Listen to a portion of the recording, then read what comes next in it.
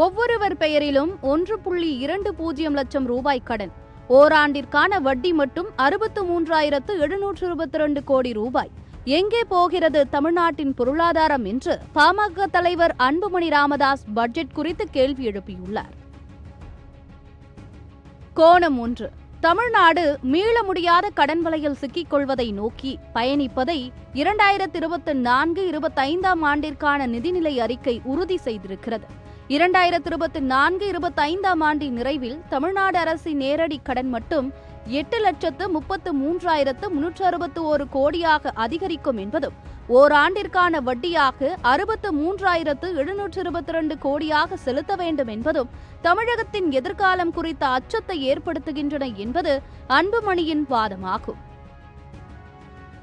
கோணம் 2. மேகதாது, முல்லை பெரியாறு விவகாரங்கள் கேரள கர்நாடக பட்ஜெட்டுகளில் இடம்பெற்றிருந்த நிலையில் தமிழக பட்ஜெட்டிலோ அல்லது ஆளுநர் உரையிலோ கூட இல்லாததும் தமிழக நலனுக்கு ஊறு விளைவிப்பதாக இருக்கிறது என்பதும் ஒரு தரப்பினரின் வாதமாகும். கோணம் 3. நிதி பிரச்சனையை பொறுத்தவரை கடந்த ஆண்டு பட்ஜெட்டில் எதிர்பார்க்கப்பட்ட வரி வருவாய் 1.8 லட்சம் கோடியாக இருந்தது. ஆனால் அந்த இலக்கை எட்ட முடியவில்லை.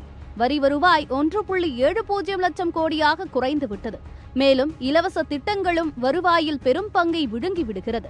வட்டியும் சுமார் 64,000 கோடி ரூபாயை விழுங்கிவிடுகிறது. பிறகு எப்படி பொருளாதாரம் வளர முடியும்? கோணம் 4. மணல் குவாரி கொள்ளையை தடுத்து அரசே ஏற்று நடத்தினால் வருவாய் அதிகமாகவே அரசுக்கு கிடைக்க வாய்ப்பு இருக்கிறது.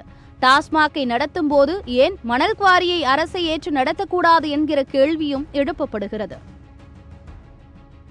கோணம் 5. தேவையற்ற இலவச திட்டங்களை ரத்து செய்வது, உள்கட்டமைப்பு திட்டங்களை குறிப்பிட்ட காலத்தில் நிறைவேற்றி நிர்ணயிக்கப்பட்ட நிதி வரம்புக்குள் முடித்தல், ஊராட்சி ஒன்றியங்கள் தோறும் சிறு குறு தொழில்களை அதிகமாக தொடங்க ஊக்குவித்து பொருளாதார நிலையை வலுப்படுத்துதல் போன்ற நடவடிக்கைகளே அவசியமானவை என்று பொருளாதார நிபுணர்கள் கூறுகிறார்கள்.